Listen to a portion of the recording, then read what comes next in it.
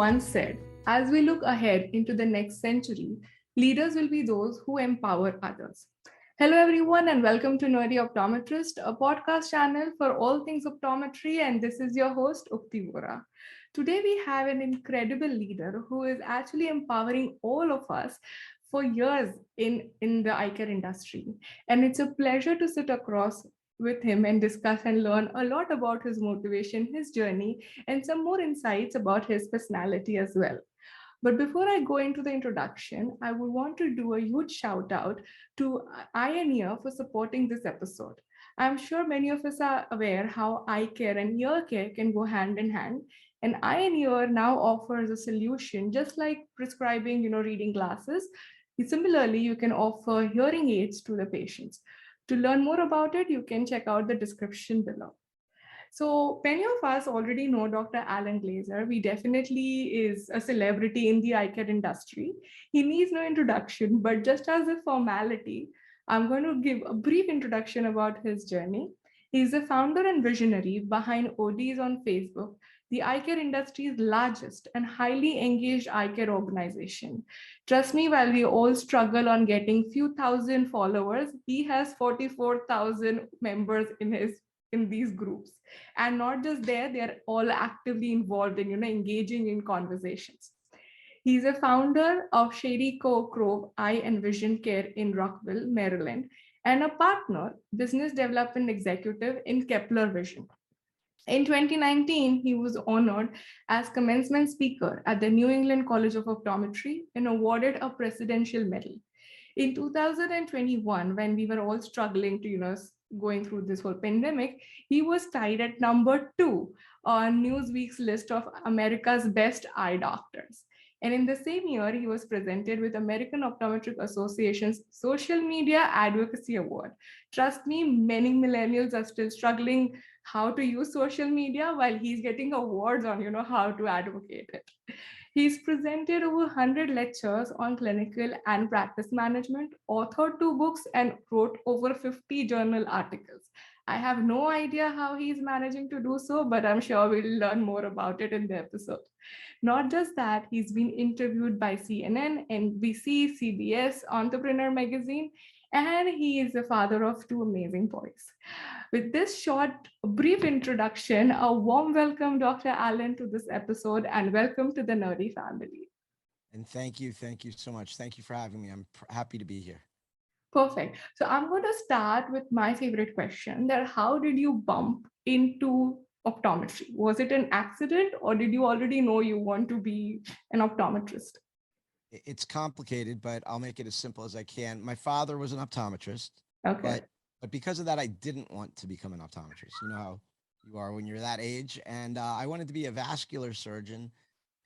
Then I figured out how long that would take. And to my young mind, young 20s, being in your middle 30s before you actually were on your own was sounded very old. So I took a year off and I was living around the house with my parents, and I happened to notice that my father was very happy.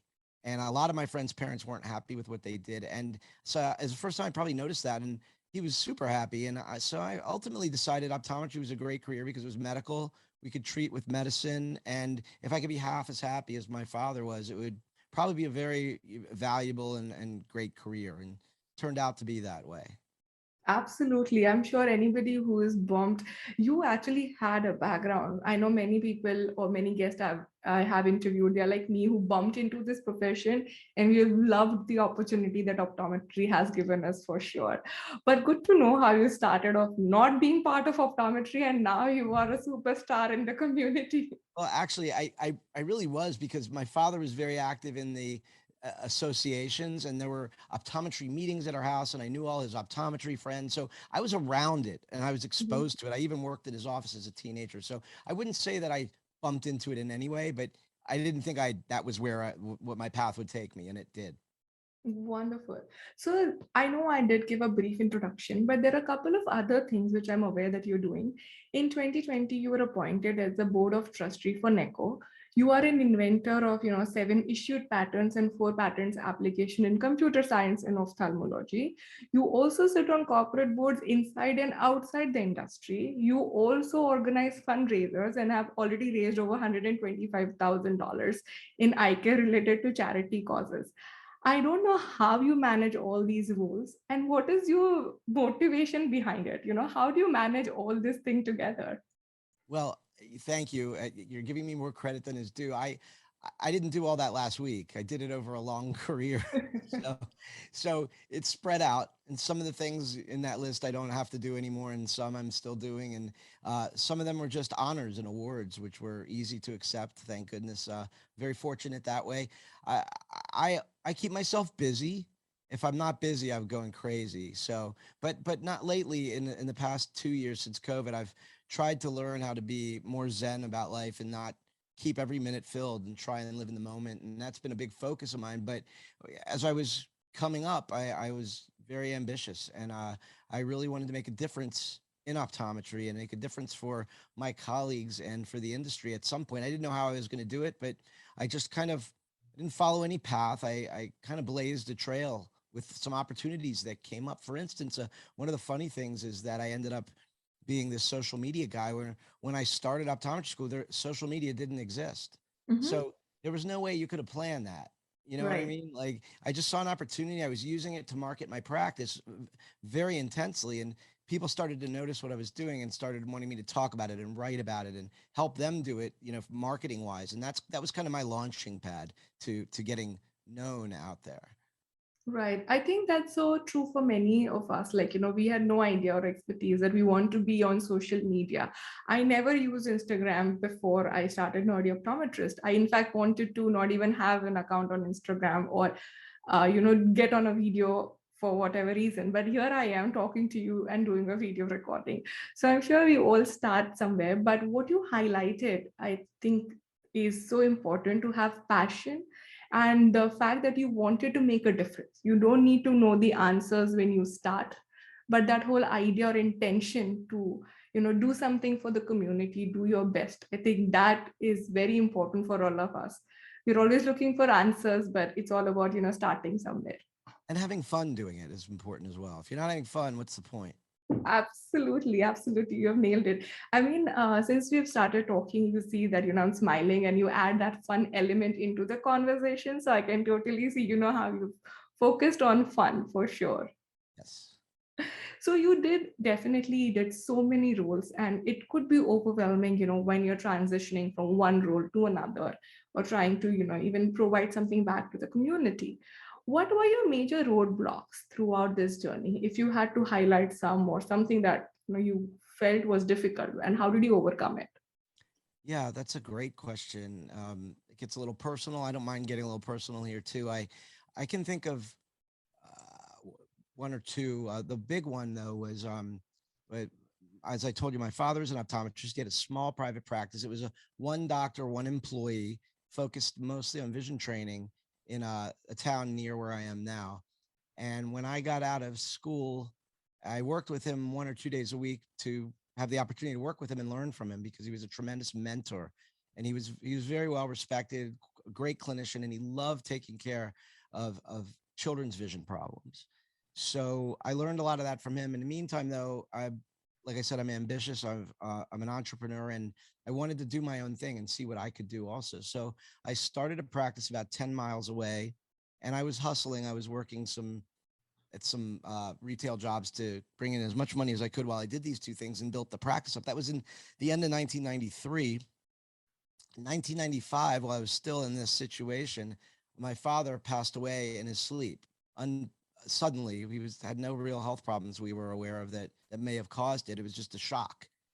And then I had to make the decision whether I was going to purchase his practice from the estate and keep going and run it, and then what would I do with my other practice, because I wasn't in any position to do two things, or I didn't know how at the time. So I ended up purchasing the practice from the estate and trying to merge the two practices, and it was moderately successful. About 40% of the patients from the other practice followed me, and Mhm. then I was stuck with a real business that had been around for 30 years and keeping it going and learning how to do the books and learning how to do everything you need to do in a already established practice. Of course, I knew some of that from opening my own, but this was a much more established business.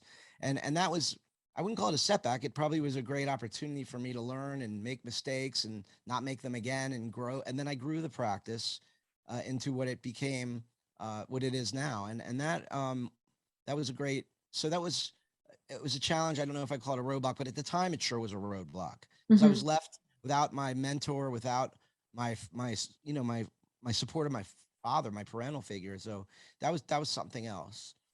And after that, I don't recall any real roadblocks. I always think about something that gets in my way as an opportunity to either vault it and keep going, doing things the way I do, or do better. Mhm. So I can't really think of anything that comes close to that. But if I do, I'll interject during today's talk. Wonderful. I think the story that you shared is definitely personal and inspiring because at young age, when you're trying to establish your own practice, it could be overwhelming to now think about two practices. Well, you were, make feeling difficult to even run one. But I have to say, hats off to all the hard work that you have done and the passion that you had. And definitely not to forget the mentorship that your father had, trained you all during your younger age that helped you, stay strong and keep going during those difficult years. But I'm sure, like, that was just one. I because you can't think of anything right now, I would say that could be one challenge, but rest all is all opportunity, as you mentioned. And I'm glad that you pointed out that it's all about the mindset of thinking how every challenge could be an opportunity versus a roadblock. So I definitely would take that as a pointer for, all my listeners to remember and get inspired from. Yeah, for people whose personality is glasses half full and the sky is the limit, and that is, something gets in your way, you've got to figure it out. You just, and that's kind of how I am. And then other people who aren't glasses half full people, they may find that's more of a challenge. It may even be too much for them. And so Mhm. as an entrepreneur, I think there's a huge advantage to being a glasses half full entrepreneur. Sometimes it's even a disadvantage because if you're two glasses half full and everything always looks rosy, then you get disappointed big time. So I'm somewhere in the middle there, but I'm definitely on the glasses half full side, and that helped. That's wonderful. That's actually a good lesson for all of us to remember and look at things in a positive manner with a lot of opportunities wherever you can see a possibility for sure.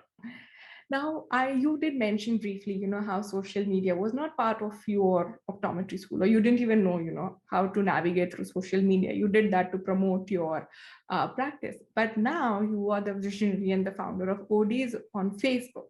I'm going to go on ODs on Facebook first before we go to fluorescein because I have a lot of questions around fluorescein as well. So tell me what inspired you to start ODs on Facebook?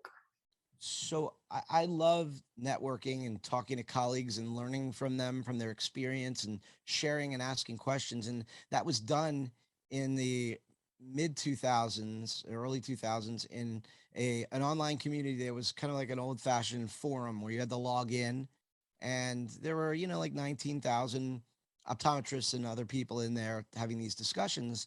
But in my opinion, I didn't like the way it was moderated because anything went in there. It was kind of like the Wild West. You could say anything, and even if it was offensive, racist, they would have political discussions in there. And for me, while I like having those conversations with people close to me, the political ones, that is, none of the other ones. I I didn't feel that I wanted to really. I didn't enjoy that part of the banter in the community, and it created a lot of negative energy between the polarization that those kind of conversations can cause. So when Facebook came out, I decided that I would do my own community, and in it I created guidelines that were everything that I didn't want in my community that were happening in that community. And then I was on the hook to kind of admin it and make sure that happened.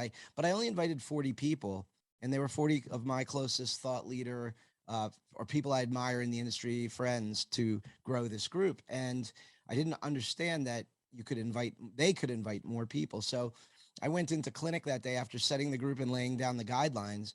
When I came back out a few hours later and looked at Facebook, we had 129 members. I mean, and everybody thought, well, not everybody, but a lot of people who were commenting, this is a great idea. We need this. We need a well moderated community, and one that, one that is going to bring something positive to the industry. And that became my mission. So since then, I've added guidelines over time that have been needed, and I've stayed true to the original guidelines. And that is kind of how the community grew, because if you create a space that's safe for they feel generally safe to say what's on their mind, then you'll get greater engagement from them. If they Right. feel that their comment is going to be they're going to get a smart remark or an insult, or somebody who uses the internet to act powerful in ways they don't feel powerful in their regular life gets a hold of them, that they're going to be embarrassed and they don't want that. So they'll sit off to the sidelines and not communicate. But if you create a safe space, you get more engagement from people out there. And listen, everyone in there is an expert in something. So all of that, all their content, all their comments are expert driven content that drives value for the entire community. The more people that feel marginalized, the less engagement. So I just Right. set the goal to get everyone, make everyone comfortable, have a real inclusive place that didn't handle issues that were outside of optometry other than having a little fun. But my tagline was have some fun here, but not at anyone's expense. Right. That's a very fine line that we need to define, especially in the field of like social media, where people can get insensitive at times. But I really liked how you saw a gap in what was existing, and you thought of using Facebook as a new opportunity to build a community that really talks about the innovator in you, that you always look out for gaps and you're always trying to help the community in the best possible way. I really feel that is an inspirational story where you just wanted to do like a small community, and now you are with more than 44,000 people in the group, me being one of them. For those who haven't followed or been part of ODs on Facebook, I'll be dropping the link in the description. Make sure you're part of that group. It's definitely worth it. And Excellent. while we are on this I thought discussion of Facebook and social media, you have this amazing show called Fluorescing. I would want to know, for those, again, those who haven't seen it, definitely check it out. I'll tell you how I felt when I saw the episode. It's a mixture of the late night shows or the comedy shows that we have here in US. We are very familiar with the late night show format. And you being the host and trying to bring optometry, creating it more glamorous. So tell me, what was the story behind the idea as well as the story behind the name? That's something that I'm really curious to know. That's great. Thank you for asking that. We had to come up with Odie's on Facebook is a great name, and that's a brand a lot of people know, and never plan on changing it. But because the word Facebook is in there, I don't own that. Like from a trademark perspective, I really can't use it outside of Facebook. And I have a lot of other social media sites, e-newsletters, a whole bunch of stuff that when you put them all together, really turn this into a media company, not just one social media site with 45,000 people. So Right. I decided I needed a new name, and I'm good friends with Andrew Morgenstern. He's a thought leader and lecturer and really brilliant guy, good friend of mine. He lives close to me geographically, and we were hanging out one night talking about this, and I said I really need a good name. And Andy's so quick. He came up with it, the fluorescene, but it's a scene of things that you're doing, but we'll tie it to eye care by calling it fluorescene, which is the most commonly used drop in eye care. Almost Right. everybody who's in clinical care uses this drop multiple times a day, I'm sure. So it had a familiarity, and it was a play on words, and it described what we did. So I decided to call the overlying company Fluorescene Media. Mhm. And then what you're referring to, the show, it started with optometry didn't have a TV show. And one of the things that motivates me, I know this is a question you asked or going to ask later, but what motivates you? And one of the things that motivates me is doing something that nobody's done before. If somebody's done it before, it doesn't really excite me as much. And I realized optometry didn't have a TV show, so I started looking into. It was COVID. I was stuck at home. I decided looking into what it would take to produce a TV show. And in the room I'm in now, I built behind the camera where you can't see is a big green screen. And I learned how to produce videos and got software and a recording engineer to help me with it. And so we started doing the show, and it was fun. I got to tell you, I loved doing it. I stopped because it was so much work. We did about 6 months of them. Mhm. Maybe doing once a week was a little too much, but it was a lot of effort that went into writing it and preparing it and editing it. And I just, again, over time, the amount of work it took just kind of got to me. So I stopped doing it. But the Fluorescein YouTube channel, though, we have all kinds of great content on there, including those 6 months of shows. So yeah, thank you for promoting it. Please, if you go to the channel, hopefully we could put a link up for the Yeah. channel because it's got a long name. But please subscribe and enjoy the videos. It would mean a lot to me if I could get some subscriptions on there and also help drive additional content. Absolutely, yes. I'll be adding that link in the description, and I would definitely highly recommend all of you to subscribe to that channel. And I have to say, I know I had a learning curve just while editing this podcast, but when you talk about a TV show production, and I've seen the videos, it is a very high quality production, and I can only imagine how much of work it would have been, producing it every week. I pretty publish my podcast once every 2 weeks, and I still feel it's overwhelming. So it could be an incredible work, but you've learned it. Did you have any reservations before going into producing something like this? What if it doesn't work out? What if I don't get enough views?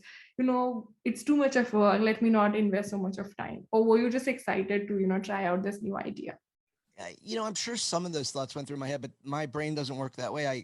I had the idea and then I was in 110%, probably a little bit too much because if it didn't work out, I had, a financial investment in all the equipment in the room and everything. But there's no way to go about doing something you want to do halfway. You got to just go all in. So I really didn't approach it with any of those kind of fears. If it didn't work, on to the next thing. And that's kind of how I've approached a lot of my business life. Don't cry over spilled milk. Mhm. Try stuff that nobody else has tried. Try things they've tried, and if it works, great. If it doesn't, move on to the next thing. Very inspiring. I feel this is something which many of us feel that, okay, if I've tried, first of all, trying something itself is difficult because you're breaking and coming out of your comfort zone. Second, we overthink about the failure versus the process, where I'm sure you would have enjoyed so much and learned so much more. You interacted with people, and that entire experience was much better than getting those certain likes or views, because that is useful. And then, as you rightly said, it's not the end of the career or end of the thing. You can always move on to the next thing. I Right. feel that's very inspiring for anyone who wants to start something new. As Dr. Allen mentioned, like, just go for it. If it's successful, great. If not, try something different, but always go with your 100% in. Right. Now, I know you are forward thinking and you are visionary, because you started working on things which does not exist in the eye care community. You are very new in the eye care community. And other thing that I recently saw was, the fact that you were talking about NFTs, which is, while NFT is like completely new into this entire whole world, I feel like many of us don't even understand what that is. And we all struggle with these random words thrown at us of AR, VR, and now Metaverse and NFTs.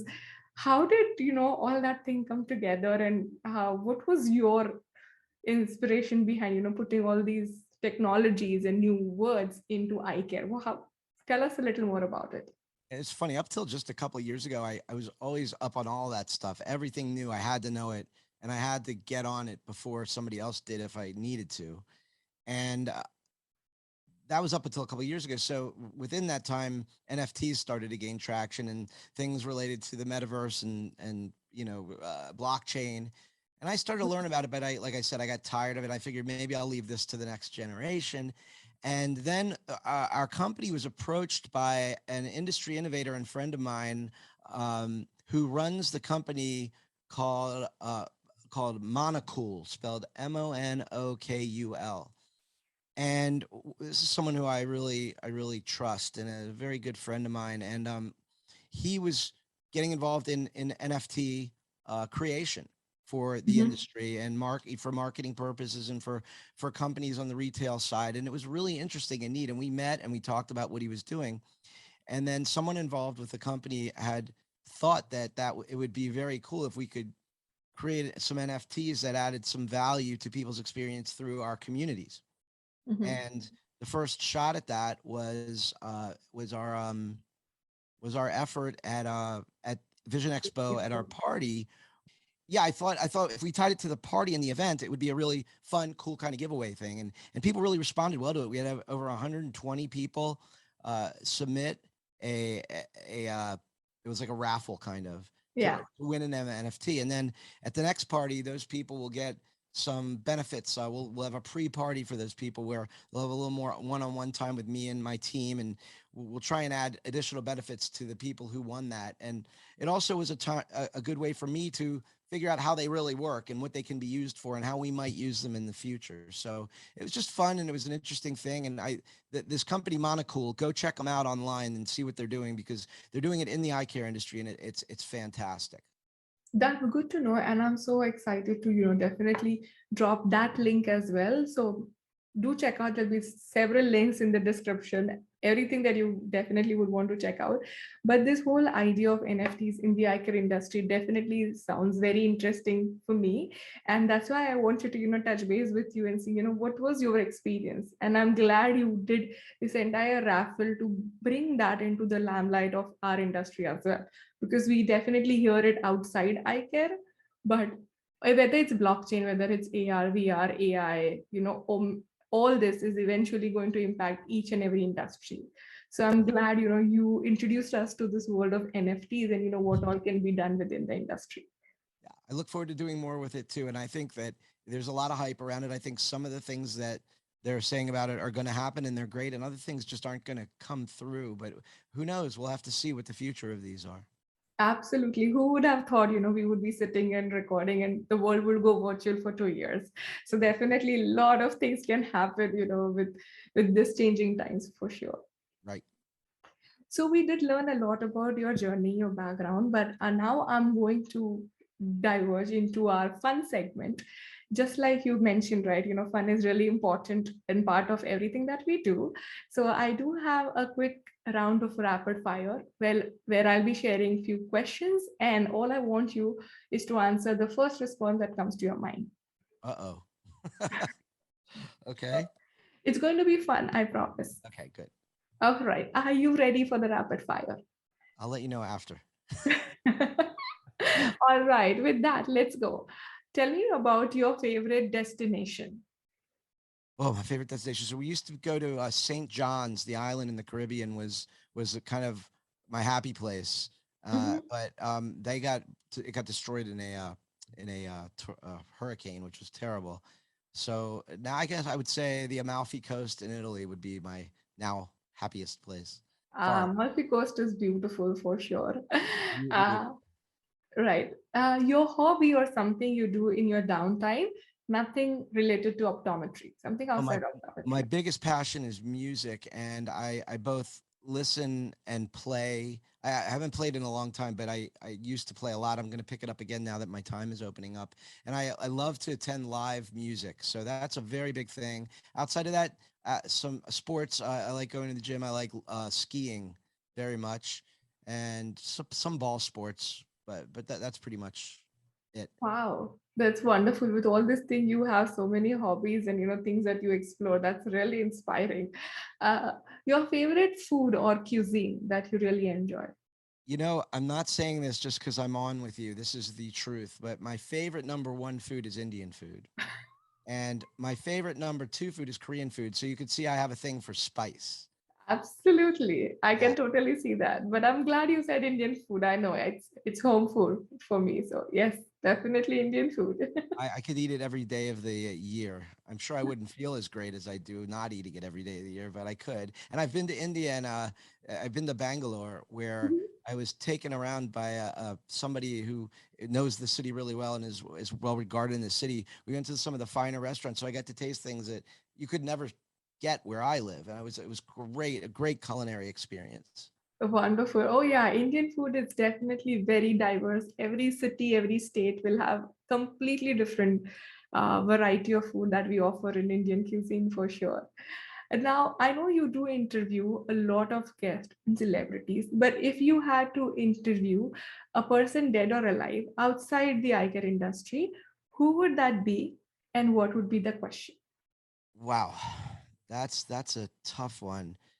Inside or outside the industry, I would probably choose to speak to Albert Einstein. Mhm. And what would be the question?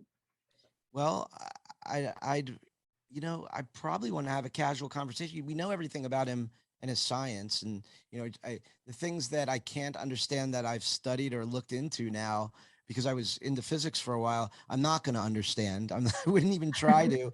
But I mean, I just like to get to know the man and talk about what more about what his feelings are about. I like to show him how he's been right and what has happened between the time he passed and now, and see his reactions and just get to know him. I think that would be interesting. Also, I think it would be interesting to know Ben Franklin as well. Mhm. Wonderful. That's interesting. Two very interesting people that you have picked up to know them as a person and not just like the science and the work they have done for sure. If we were to write an autobiography about your journey, what would you like the title to be? Oh my God. Uh, my favorite, I can answer this. My favorite quote by the philosopher Kierkegaard is life is lived forwards, but understood backwards. So maybe that. I don't know. Okay, all right. And the last question, if you were to change anything in the eye care industry, one thing, what would that be? I would like to get to convince everyone that they in the US, I'm not sure what this is like elsewhere in the world, but that we don't need vision plans, that the vision plans need us, and Mhm. that you can get rid of vision plans and to stop being a slave to the vision plans because they make you feel like you can't do without them. And if you do a really close analysis, you'll find out that you'll actually do better without them. And this is kind of a message I've been putting out there for at least 7, 8 years now, and I think it's a key to seeing our profession be its best, and Mhm. that is really what's holding us back. Got it. And with that, we end our rapid fire, and you did incredibly well.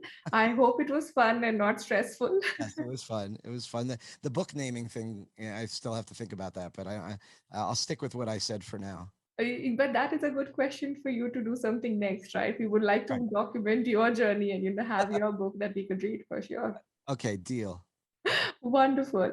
So, with that, before I end my episode, I would like you to share one final takeaway message for all my listeners.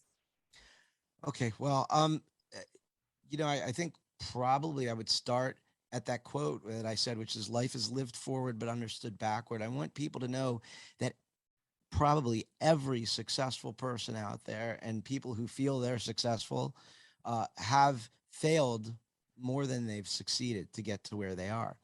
And it's the knowledge, it's the experience, it's the fortitude you accumulate while you're building your career or whatever aspect of your life you're trying to be successful in. And you make mistakes, but ultimately what you learn from those mistakes is what leads to your success at some point.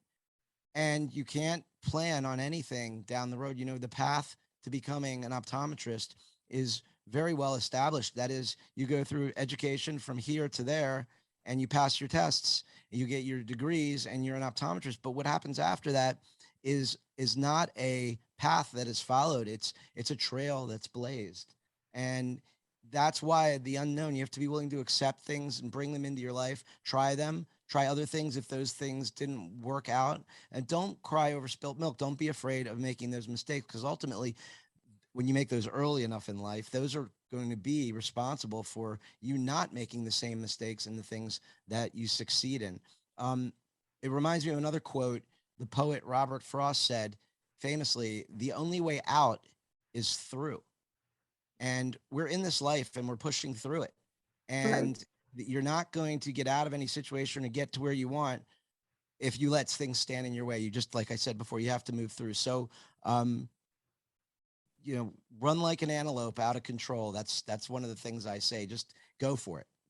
Loved it. Loved all your inspiration of, just go for it. I think that really Go for it. summed up this entire episode so well. Thank you once again for your time, for enlightening us by motivating and sharing this inspiring story of how you always have to keep going into your best. For all the listeners, once again, I will be dropping all the links that we discussed during this interview into the description, so do check it out. You can definitely follow me on all the streaming or social media platforms. Make sure to leave a review if you've enjoyed this or any of our conversations. And our website also supports Buy Me a Coffee. So if you've enjoyed and if you want to support Nerdy Optometrist, make sure to click and support us by buying a coffee. With that, thank you so much, Dr. Allen, for your time. Really appreciate it. And thank you once again, Ian, here for supporting this episode. Yes, thank you for having me, and great to talk to everyone, and look forward to meeting all of you at some point.